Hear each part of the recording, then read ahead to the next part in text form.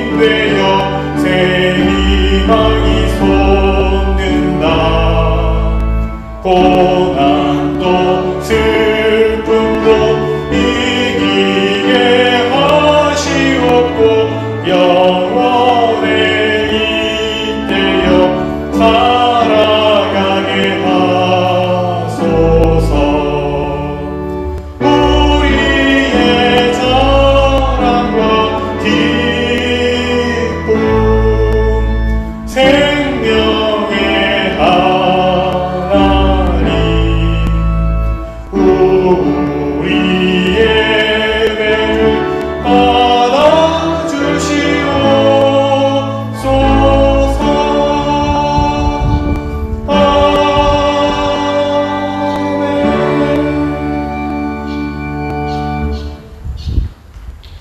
하나님은 우리의 피난처이시오 힘이시니 그러므로 땅이 변하든지 산이 흔들려 바다 가운데 빠지든지 바닷물이 솟아나고 뛰놀든지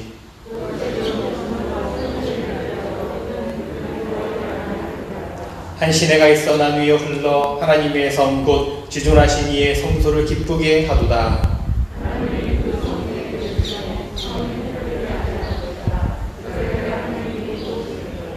그가 땅끝까지 전쟁을 쉬게 하시며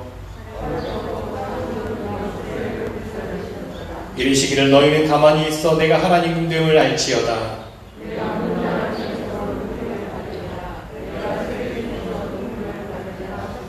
만군의 여호와께서 우리와 함께 하시니 아멘. 사도신경 우리의 믿음의 고백을 드립니다. 전능하사 천지를 만드신 하나님 아버지를 내가 믿사오며 그 외아들 우리 주 예수 그리스도를 믿사오니 이는 성령으로 잉태하사 동정녀 마리아에게 나시고 본디오 빌라도에게 고난을 받으사 십자가에 못 박혀 죽으시고 장사한 지 사흘 만에 죽은 자 가운데서 다시 살아나시며 하늘에 오르사 전능하신 하나님 우편에 앉아 계시다가 저희로서 산 자와 죽은 자를 심판하러 오시리라. 성령을 믿사오며 거룩한 공예와 성도가 서로 교통하는 것과 죄를 사하여 주시는 것과 몸이 다시 사는 것과 영원히 사는 것을 믿사옵나이다. 아멘. 성부 성자 성령 찬송과 영광 돌려 보내세. 대초로 지금까지 또 영원 무궁토록 성삼 위께 영광 영광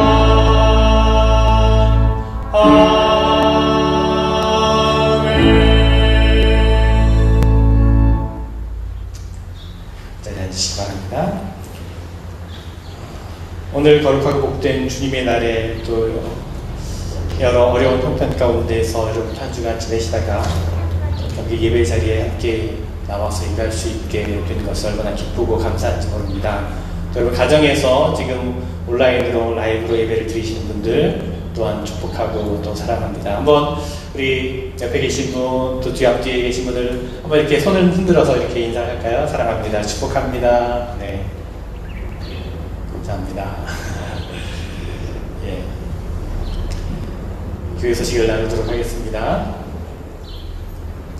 예배 안내 여러분 가이드라인 잘 지켜주셔서 또 감사를 드리고요. 계속해서 요즘 또 확진자들이 늘어가고 있는데 여러분 더 주의해서 우리가 조심해서 예배를 준비하고 드려야 될 것입니다. 우리 가이드라인 잘 따라주시고 꼭 마스크 착용하고 예배 드리시고 지정된 자리에 또 앉아주시고 스티커 붙여있는 자리에 앉으시면 되고요. 뭐 부부나 가족은 같이 앉으셔도 됩니다. 회중 찬송 저희가 이제 회중 찬송을 한 서너 곡 부르게 되는데요. 연회에서 이제 지침이 내려오기를 회중 찬송을 가능한 부르지 말라고 이제 그러면 또 침이 튀어서 전파될 수 있으니까 그런 데에서 주의하라고 하는 지침이 왔습니다. 그래서 저희가 가능한 찬송 부르실 때 여러분 허밍으로 이렇게 부르셔도 좋고 아니 소리 내지 않고 이렇게 속으로 부르고 싶다고 조용하게 여러분 불러주시고, 가능한 또 1절과 마지막 절만 그렇게 찬송을 하도록 그렇게 하겠습니다. 대신 제가 크게 부르도록 그렇게 하겠습니다. 저는 여러분 거리가 좀 멀기 때문에 괜찮습니까? 제가 크게 대신 부르도록 하겠습니다. 수요일 저녁 예배는 당분간 모이지 못하고요. 새벽 기도회는 계속해서 진행 중에 있습니다. 우리 교회 학교는 또 12시에 줌 미팅을 통해서 영상으로 예배를 드리고 있습니다. 여러분 기도해 주시고 또 관심과 협력을 부탁을 드립니다. 특별 찬양 나누기 원하시는 개인이나 가정은 우리 주의자님께 말씀해 주시기를 바라고요. 다음 주일 예배에는요, 캄보디아 선교사로 좀 사역하고 계시는 이순영 선교사님께서 말씀을 전해 주시겠습니다. 지금 안식월로 지금 오래전부터 몇 달 전부터 와 계신데 지금 여러 가지 돌아가는 상황이 여의치 않아서 비자 문제도 그렇고 캄보디아 현지 상황도 지금 녹록치 않아서 지금 계속 딜레이 되고 있는 상황입니다. 그래서 기회가 돼서 저희가 다음 주일날 모시고 말씀을 좀 나누고 또 캄보디아 사역에 대한 이야기도 또 드리려고 합니다. 여러분 기억해 주시고 또 동참해 주시고 기도해 주시기를 바랍니다. 재단위와 애창 또 사용하신 분들은 또 담당하시는 분과 컨택해서 또 준비해 주시기를 부탁드리고, 저희가 예배 후에 친교회 시간을 별도로 갖지 못하고 음식을 만들진 못하지만 간단하게 닭과 떡을 이렇게 좀 주문해서 같이 가져가실 분들은 또 바로 가져가실 수 있도록 하고, 그래도 아쉬운 분들은 좀 사회적 거리를 두고 앉으셔서 교제할 수 있도록 그렇게 준비를 하려고 합니다. 오늘은 무명의 성도님께서 헌신해 주셨는데 감사를 드립니다.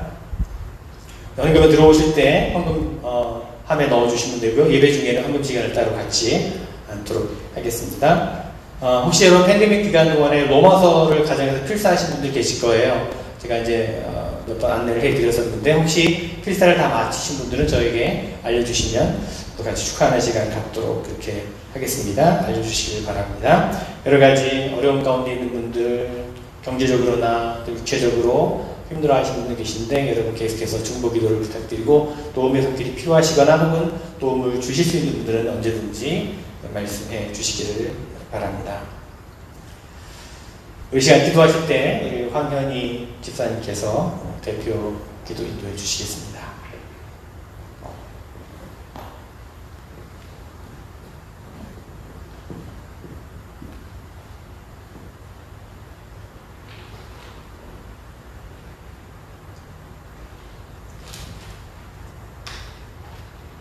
전능하신 하나님 아버지, 사랑과 은혜의 하나님을 찬양합니다. 지난 한 주간도 이 세상에서 보호해 주시고 오직 여호와의 영광을 위하여 저희들 이곳에 모이게 하시는 감사드립니다. 온 마음과 정성을 다해 드리는 예배를 기쁘게 받아주시고 목마른 영혼마다 은혜가 충만한 이 시간이 되게 성령님 함께 하시기를 소망합니다. 우리의 삶 속에 생각과 언행으로 하나님의 영광을 가리지 않게 하시고 주님을 높이 드러내는 자녀들이 되게 하소서. 세상의 삶을 통하여 받는 불평과 원망이 있다면 이 시간 회개하오니 용서하여 주시옵소서. 내 안에 소망이신 주님, 세상에서 질병으로 고통받는 자, 마음의 상처를 받는 자들에게도 성령의 위로를 받게 하시고 환경의 어려움으로 낙심한 성도들에게도 새 힘과 능력을 허락해 주셔서 말씀과 기도와 성령의 도우심으로 이루며 살게 하옵소서. 또한 코로나 바이러스로 수많은 사람들이 고통을 받고 불안과 걱정의 마음을 주님 앞에 내려놓고 기도하게 하소서. 매일 매 순간 주어진 삶 속에서 하나님만 바라보며 그들을 위해 더 기도할 수 있는 참된 주님의 종으로 성장할 수 있도록 도와주시옵소서. 우리 교회를 사랑하시는 주님, 저희들의 삶이 언제나 말씀이 다스림 안에 있기를 원합니다. 세상을 향하여 빛이 되며 소금 되게 하시고 나눔의 기쁨이 되게 인도하여 주소서. 하나님의 구원 역사를 위해 한 사람 한 사람을 찾으시는 하나님, 여기 모인 저희들 그 한 사람 되기를 원합니다. 예배의 은혜를 베풀어 주소서. 예배가 살아나게 하시고 성령님 도와주셔서 회복되어지는 은혜가 넘치게 하여 주소서. 단위에 세우신 김배서 목사님을 축복하셔서 선포하시는 말씀마다 성령의 역사가 일어나도록 하옵시고 말씀을 통하여 우리 삶이 변하게 하소서. 예배를 돕는 손길들도 기억하사 그들에게도 하나님의 크신 축복으로 가득 차게 하옵소서. 오늘 예배를 주님께서 온전히 받아주시옵소서. 감사와 기쁨 되게 하소서. 이 모든 말씀을 예수님 이름으로 기도드립니다. 아멘.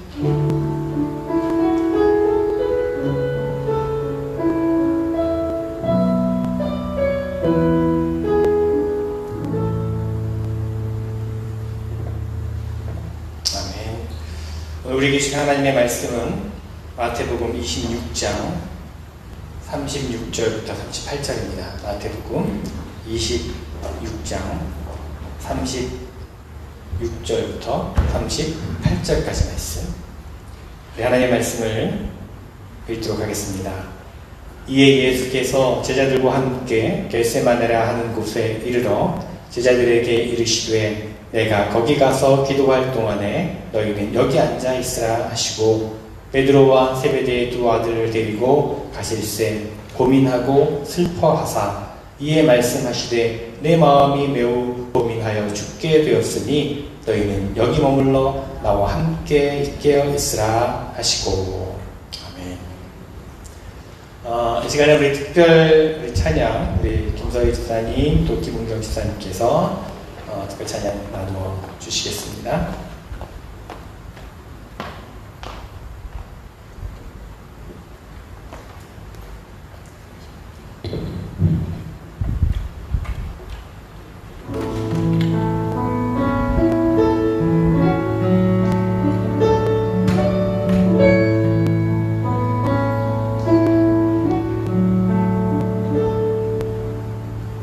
마라나타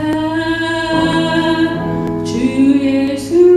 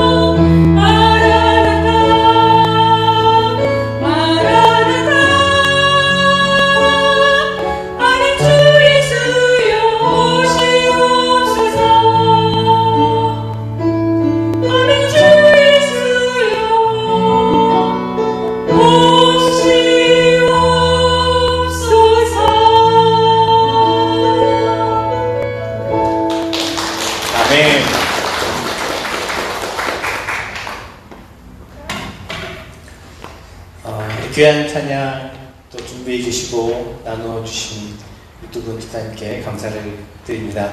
마라나타, 아멘 주 예수여 오시옵소서라고 하는 그런 의미인데 주님께서 이 시간 이 자리에 우리 예배 가운데도 임하여 주시기를 간절히 또 소망하고 또 기대하며 올려드린 찬양 고백인 줄 압니다. 다시 한번 감사를 드립니다. 여러분 언제든지 혼자도 좋습니다. 개인도 좋으시고 혹은 가족도 좋으시고 아니면 두세 분 마음이 맞는 분이 이렇게 함께 찬양을 나누시기 원하시는 분은 저에게 말씀해도 좋고 우리 김선주 집사님께 주의자님께 말씀해 주시면 어레인지 하도록 그렇게 하겠습니다. 다시 한번 감사드립니다. 우리가 세상에 태어날 때요 혼자서 스스로 나오는 것이 아니죠. 엄마 뱃속에서 이제 보살핌을 받다가 태어날 때에도 누군가의 사랑과 보살핌과 또 보호에 전적으로 의존하는 세상 가운데 나오게 되는 겁니다. 그리고 우리가 또한 세상을 떠날 때에도 대부분은 다른 사람의 사랑과 보살핌 가운데 전적으로 의존해서 세상을 떠나게 될 것입니다. 하나님께서 우리 인생을 그렇게 만드셨고 또 계획하셨습니다. 그렇습니다. 우리는 그렇게 의존적인 존재로 살아가게 되어 있습니다. 때때로 좀 연세가 지긋하신 어르신들 가운데 이런 말씀 하시는 분들이 계세요. 에이, 나는 뭐 아무에게도 내가 짐이 되고 싶지 않아. 그저 내 앞가림을 할 수 있을 때까지만 살았으면 좋겠어. 누군가에게 짐이 되느니 차라리 내가 죽는 게 낫지. 그런 말씀 하시는 분들 이야기를 듣습니다. 그렇게까지는 아니지만 제가 최근에 이제 코로나 바이러스로 인해서 이제 외출이 자유롭지 못할 때 홀로 계시는 분들 이제 정기적으로 찾아가고 또 방문을 하고 인사를 드렸는데 이런 말씀하신 분들이 계세요. 목사님 도움받는 게 너무나 죄송합니다. 이제 안 오셔도 돼요. 신경 쓰지 마세요. 이런 말씀을 하신 분들이 계십니다. 물론 그 마음을 충분히 이해하고 또 공감합니다. 그런데요, 여러분 우리 인생은요, 우리 삶은 모두가 누군가에게 그렇게 짐이 되도록 또 도움을 받도록 그렇게 설계가 되었다는 것입니다. 처음부터 하나님께서 그렇게 계획을 하셨습니다. 저는 여러분에게 짐이 되도록 설계가 됐고 여러분도 저에게 짐이 되도록 그렇게 서로 의존하도록 처음부터 계획이 되었다는 것입니다. 가족 안에서의 삶 그리고 교회 안에서의 성도들 삶 또한 역시 서로에게 그렇게 짐이 되어가는 삶이어야 합니다. 그것이 맞습니다, 여러분. 그것이 결코 부끄러운 것이 아니라는 것입니다. 그래서 사도 바울은 갈라디아서 6장에서 이렇게 말합니다. 너희가 짐을 서로 지라 그리하여 그리스도의 법을 성취하라 라고 말합니다. 그렇습니다. 우리 인생은 그렇게 서로에게 신세지도록 설계되었다라고 하는 사실, 서로 신세를 지고 또 신세를 갚는 과정 가운데 우리가 참된 인생의 맛을 경험하게 된다라고 하는 사실, 그리고 그런 모습을 하나님께서 기뻐하신다는 사실을 우리는 깨달아야 합니다. 창세기 2장에 보면 하나님께서 아담을 위해서 하와를 만드십니다. 그 이유가 아담이 홀로 있는 것이 좋지 않아서 라고 창세기 2장에서 말합니다. 자, 여러분 아담이라고 하는 말의 의미는 히브리 말로 사람이라는 뜻입니다. 즉 사람은 홀로 살도록 지어진 존재가 아니라 서로 돕고 돌보며 살아가는 존재라는 것입니다. 창세기 2장 25절에 이렇게 말합니다. 남자와 그 아내가 둘 다 벌거벗고 있었으나 부끄러워하지 않았다. 여기서 우리는요, 죄로 인해서 깨어지기 이전의 인간의 모습을 발견하게 됩니다.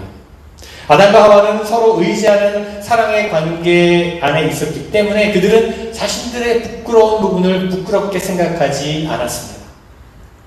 그러던 중에 사단이 뱀을 통해서 하와를 유혹하죠. 창세기 3장에 나오는 사탄이 하와를 유혹하는 말에 우리가 주목해 볼 필요가 있는데, 창세기 3장에 보면 너희는 절대로 죽지 않는다. 하나님은 너희가 그 나무 열매를 먹으면 너희의 눈이 밝아지고 하나님처럼 되어서 선과 악을 알게 된다는 것을 아시고 그렇게 말씀하신 것이다 라고 말합니다.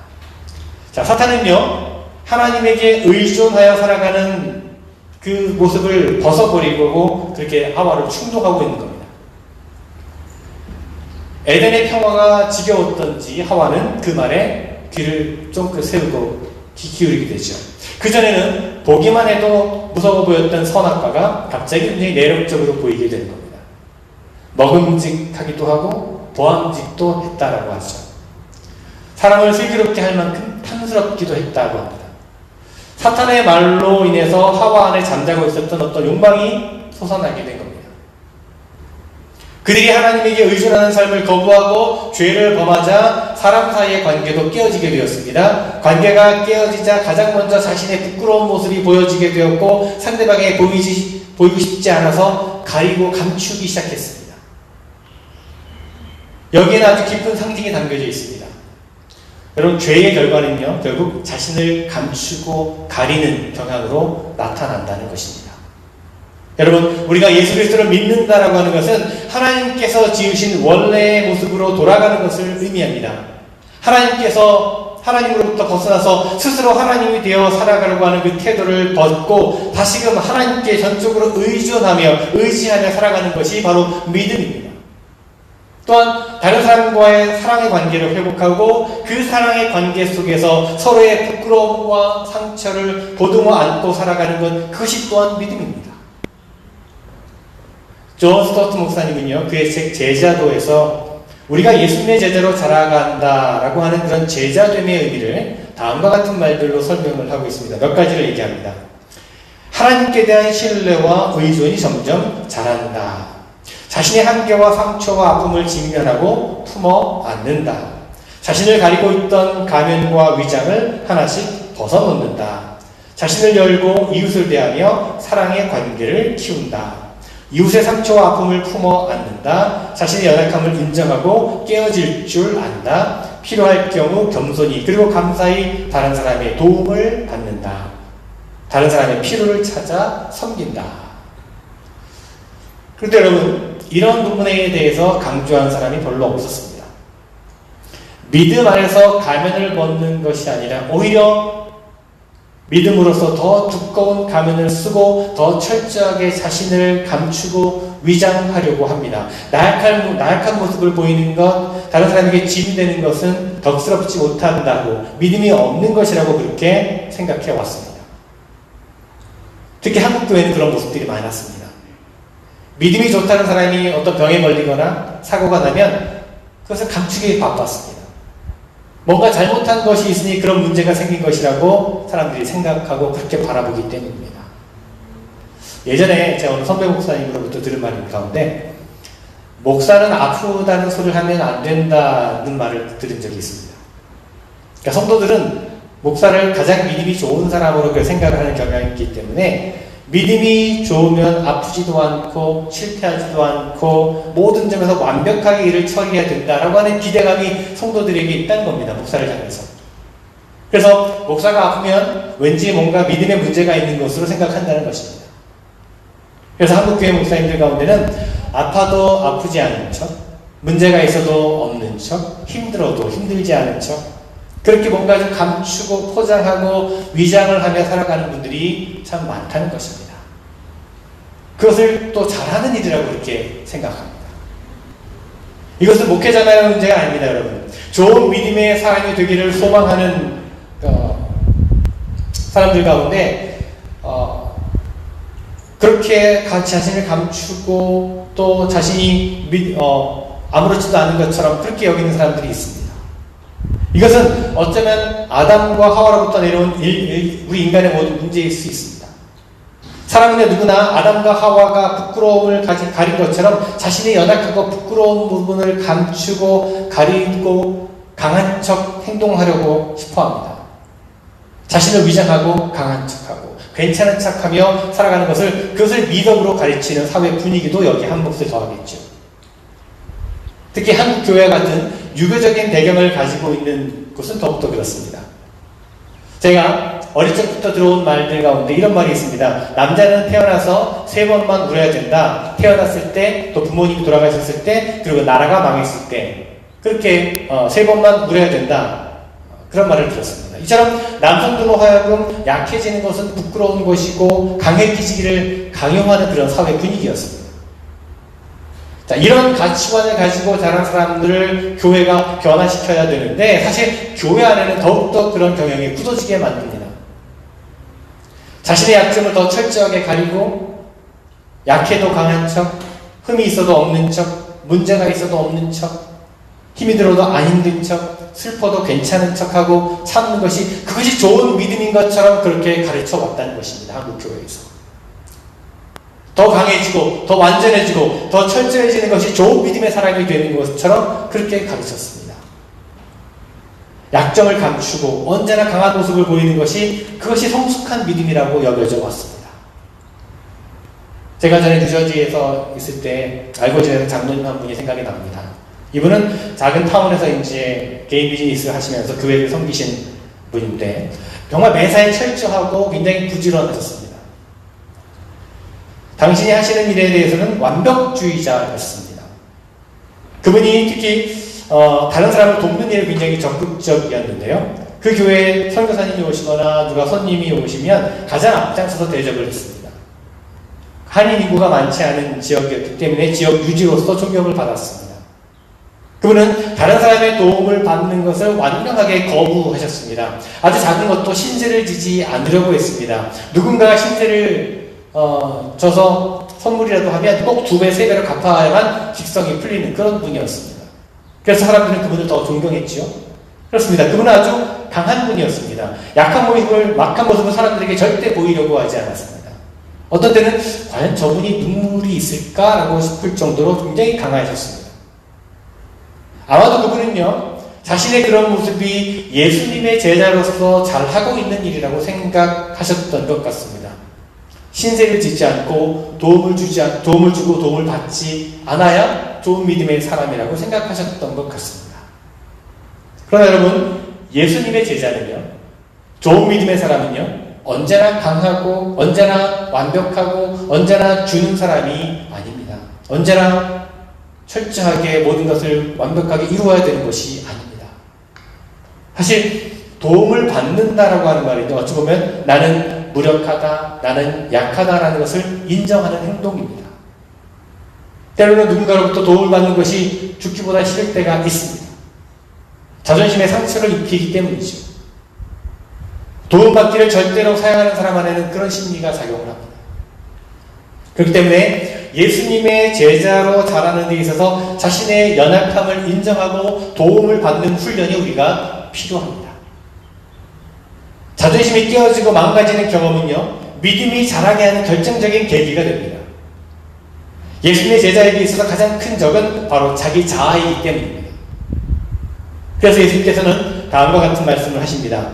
나를 따라오려고 하는 사람은 자기를 부인하고 자기 십자가를 지고 나를 따라오너라 라고 말씀하시죠.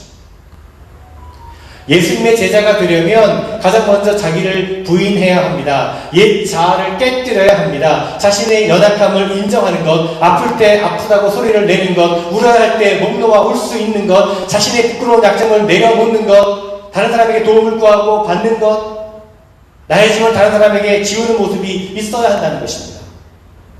그것을 부끄러워하지 말아야 한다는 것입니다. 자, 그런데 이렇게 자신을 강하게 보이려고 노력하는 사람들이 있는가 하면 착해짐으로써 자신을 위장하려고 하는 사람들도 있습니다. 어떤 사람들은요, 착해지는 척 혹은 착하게 사는 것이 하나님을 가장 기쁘게 해드리는 것이라고 생각을 하기도 합니다. 이런 사람들은 되게 노라고 하는 말을 하기를 참 어려워하죠. 다른 사람에게 싫은 기색을 보이지 않으려고 합니다.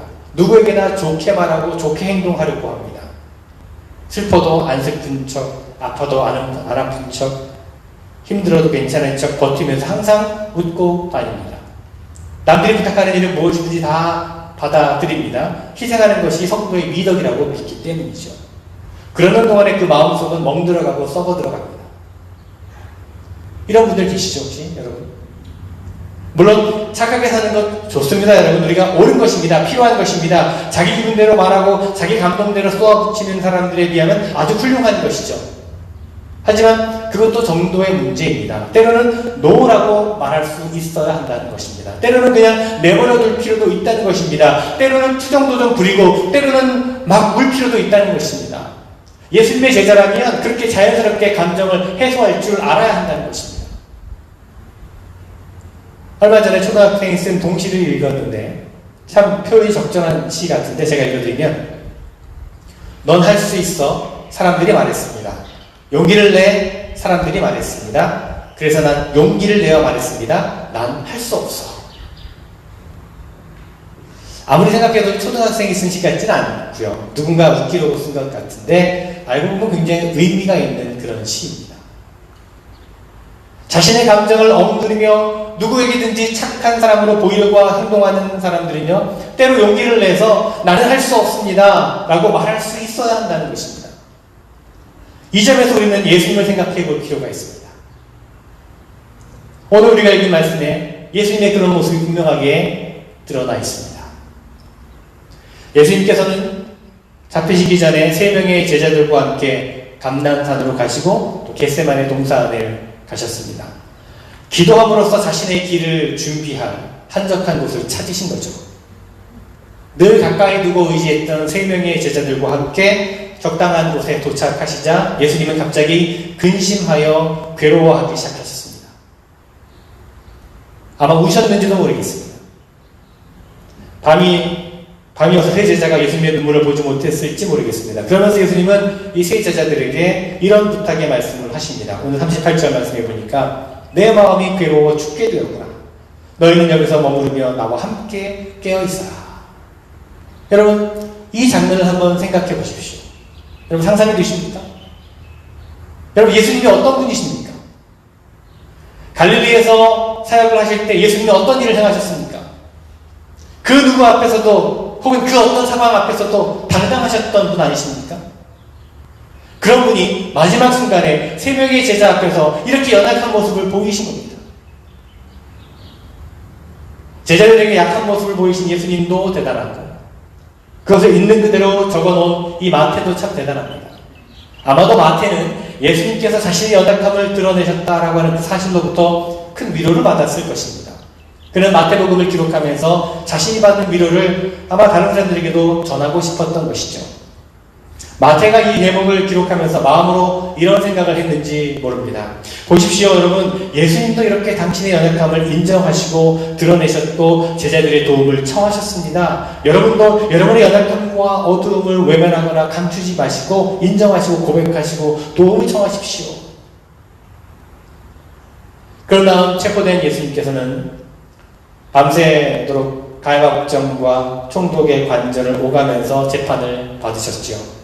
사형 선고를 받은 예수님은 군인들로부터 혹독한 고문을 당하고 마침내 자신이 달려주고 십자가를 짊어지시고 골고다 언덕을 올라가십니다. 그 골고다 언덕길은 한 반마일도 채 안 되는 그런 좁고 경사진 길이었습니다. 예수님은 십자가를 지고 가는 동안에 여러 번 넘어지셨고 마침내는 더 이상 감당할 수 없는 상태에 이르게 되었습니다. 그 상태가 심각하다는 것을 알아챈 로마 경사는 지나가던 군중들 가운데 한 사람을 잡아다가 십자가를 대신 지도록 했습니다. 그 사람은 유월절을 지키기 위해 구레네로부터 올라왔던 시몬이라는 사람이었습니다. 여러분, 이 대목도 우리가 잘 이해가 되지 않는 부분이기도 합니다. 예수님 정도라면 그 자리에서 죽는 한이 있어도 끝까지 자신이 짊어지고 가겠다라고 고집해야 옳아 보입니다. 인류를 구원하기 위해 하나님께서 보내신 메시아 아닙니까, 여러분? 그렇다면 구레네 시몬의 도움을 거절했어야 되는 상황 아닙니까? 이 결정적인 순간에 알지도 못하는 낯선 사람에게 이런 도움을 받다니 참 예수님으로서는 메시아로서는 체면 구기는 일 아닙니까, 여러분? 여러분, 예수님께서 끝내 십자가의 모든 고통을 이겨내신 인간적인 요인은 바로 여기, 즉 한 인간으로서 자신의 연약함을 인정하고 기꺼이 도움을 청하고 받아들이는 모습에 있습니다. 예수님은요, 가면을 쓰지 않으셨습니다. 메시아라고 해서 사람들 앞에서 자신을 가리지 않았습니다. 있는 그대로 자신을 인정하셨고 또한 드러내셨습니다. 그것이 그분이 심적으로 강하셨던 이유이기도 합니다. 주님은 늘 하나님께 의지하고 샀습니다만 필요할 때면 사람들에게 손을 내밀고 사람들의 도움을 의지하기를 주저하지 않으셨습니다. 여러분, 혹시 여러분들 가운데 지난 세월 동안 살아온 동안에 모든 점에 있어서 뛰어난 능력을 발휘해왔고 늘 강자의 입장에 서왔기 때문에 약해지는 것을 도대체 견디지 못하는 분들 계십니까?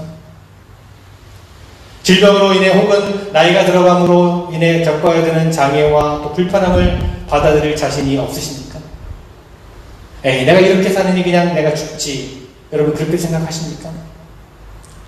병에 걸렸다는 사실이 다른 사람에게 알려지는 것이 부끄럽다고 생각하십니까? 죽을 때까지 강한 모습으로 남기를 원하십니까?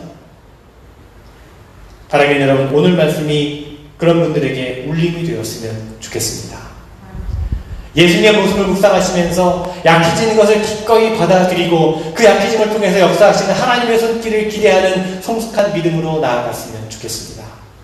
그래야만 그런 상황에 이르러서도 평안과 기쁨과 감사의 삶을 살 수가 있습니다. 연약함을 믿음으로 받아들이고 겸손히 다른 사람의 도움을 기대하는 모습, 그것이 부끄러운 모습이 결코 아닙니다. 참 아름다운 모습입니다. 또한 혹시 여러분들 가운데 자신의 상처와 어둠을 감추고 하신 분들이 계십니까? 성공적인 삶을 살아온 분들 가운데는 아마도 그런 경향이 더욱더 강할 것입니다. 사람들 앞에서 늘 건강하고 밝고 강한 모습을 보이고 싶어 합니다. 그런 분들 중에 내면적으로 많은 문제를 가지고 있는 분들이 있습니다. 겉으로는 화목해 보이는 가정같이 보이지만 실제로는 그 가정 안에서 서로 으르렁대고 매일매일 전쟁을 치르듯이 살아가는 그런 가정이 있습니다. 혹은 바깥에서는 참 인격자이고 성숙한 신앙인처럼 행동하지만 홀로 있을 때 혹은 가족들과 있을 때는 폭군으로 변하는 사람들도 있습니다. 교회 안에도 있습니다. 그런 분들은 믿음이라는 것을 자신을 가리는 위장의 도구로 사용하게 됩니다. 바라기는 여러분, 오늘 말씀이 그런 분들에게도 기쁜 울림이 되었으면 좋겠습니다. 먼저 하나님 앞에 자신이 쓰고 있는 가면을, 그 위장을 벗어놓고 진정한 믿음을 구해야 될 것입니다. 그리하면 자신을 위장하고 그럴듯하게 포장하기 위한 도구로서의 그런 믿음이 아니라 자신의 상처와 어두움을 대면하게 하는 그런 믿음, 그것을 붙들고 씨름하며 치유와 회복에 이르게 하는 그런 믿음, 그리고 마침내 자신의 부족함을 인정하고 고백하며 도움을 구하는 믿음에 이를 수 있었으면 좋겠습니다. 그렇습니다. 믿음이 성숙해진다라고 하는 것은 바로 그런 것입니다.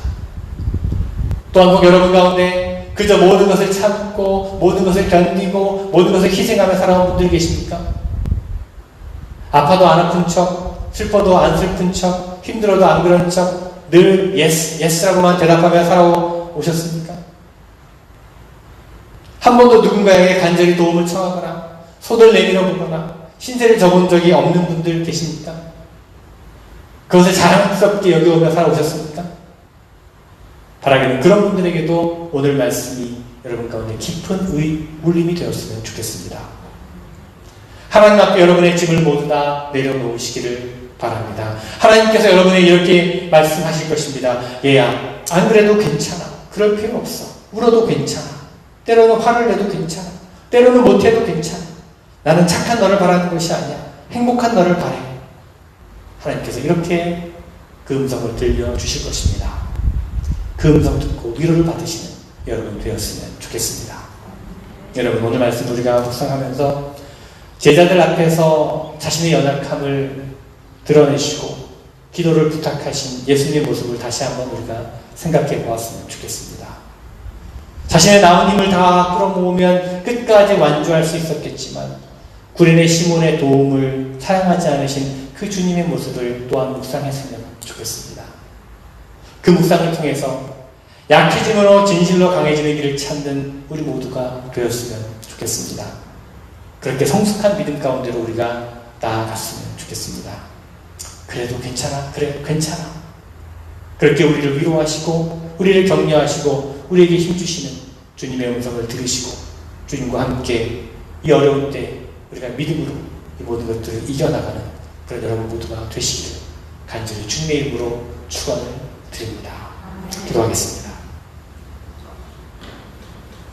참으로 약해짐으로 강해지시고 낮아짐으로 높아지시며 죽음심으로 참된 생명을 얻으신 주님, 저희로 하여금 주님을 닮아 연약함을 부끄러워하지 않게 하시고 어둠을 외면하지 않게 하여 주시옵소서.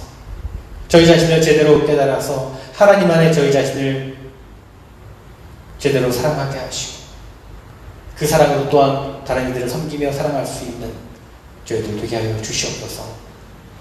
우리의 연약한 모습 부끄러워하지 않고 또 누군가에게 도움을 구하며 또 기도를 구하며 그렇게 서로에게 힘이 되어주고 위로가 되어주고 서로의 짐을 짊어질 수 있는 우리 모두가 되게 하여 주시옵소서. 그렇게 아름다운 믿음의 공동체를 만들어가고 그렇게 아름다운 삶을 살아가는 모든 성도들 되게 하여 주시옵소서. 예수 그리스도의 이름으로 기도드리옵나이다. 아멘. 찬송가 91장 함께 찬송합니다.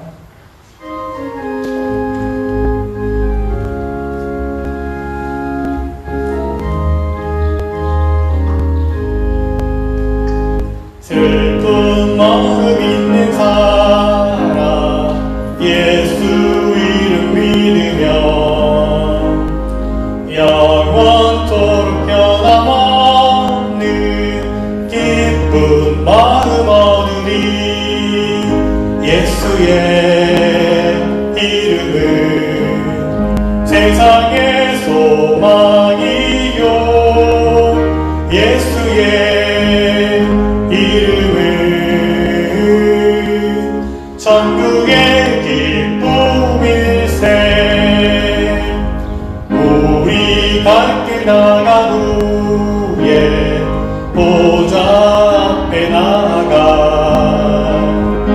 왕의 왕께 경배하며 멸류관을 드리리. 예수의 이름은 세상의 소망이요 예수의 이름은 천국의 기쁨일세.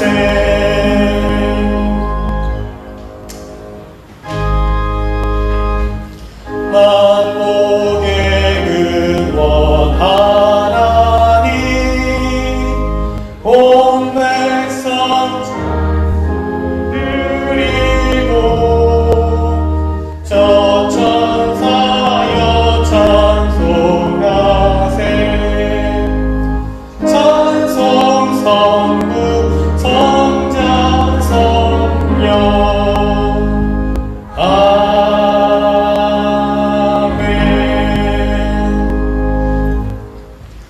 참으로 예수의 이름이 소망이요 예수의 이름이 기쁨이 됨을 다시 한번 고백합니다. 그 예수님의 선하심과 인자하심과 인도하심으로 말미암아 한 주간도 승리하게 하시고 거룩하고 복된 주님의 날에 주님 앞에 나와 예배하게 하신 은혜 감사를 드립니다. 우리의 삶의 형편이 너무나 힘들고 어렵습니다. 두려움이 있습니다. 절망이 있습니다. 한 치 앞도 내다볼 수 없는 불확실함이 우리 가운데 있지만 그럼에도 불구하고 예수의 이름의 능력을 힘입어 이겨낼 수 있는 우리 모두가 되게 하여 주시옵소서. 예수님의 은혜로 말미암아 또 그 은혜로 살게 하심에 감사하며 감사의 마음으로 나와 예물을 드리오니 기뻐 받아 주시옵소서. 드려진 모든 삶의 자리마다 하나님 더욱더 그 가정과 인터를 축복하시고 그 삶에 더욱더 감사와 기쁨이 넘치는 삶이 되게 하여 주시옵소서. 드려진 예물이 하나님의 나라와 하나님의 사역 가운데 쓰여지게 하시며 하나님의 사랑이 필요한 곳에 나누어지게 하시고 참으로 드려진 말미암아 더욱더 풍성한 열매를 맺게 하여 주시옵소서. 예수 그리스도의 이름으로 기도드리옵나이다.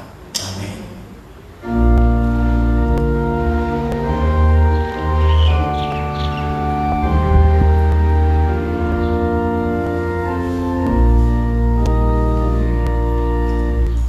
근심 걱정 말아라 주 너를 지키리. 주 날개 밑에 거하라 주 너를 지키리. 주 너를 지키리. 아무 때나 어디서나 주 너를 지키리. 늘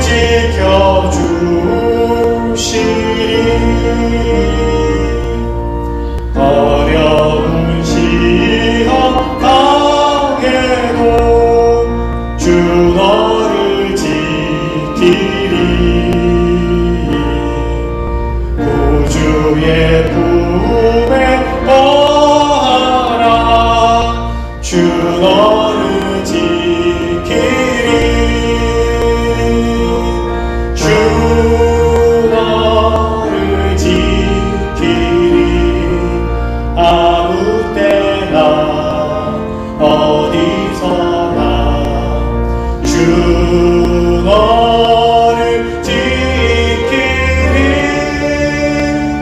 늘 지켜주시리.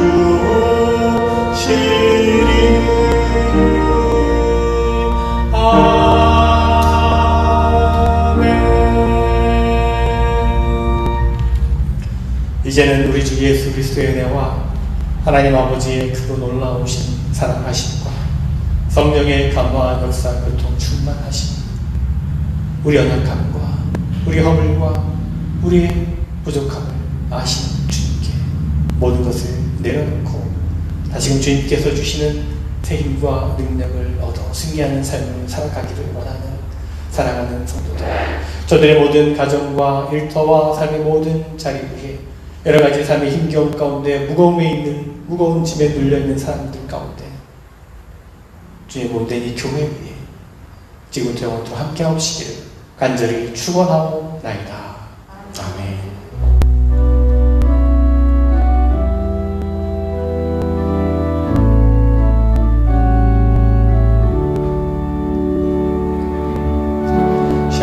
샬롬을 비네 친구여 샬롬.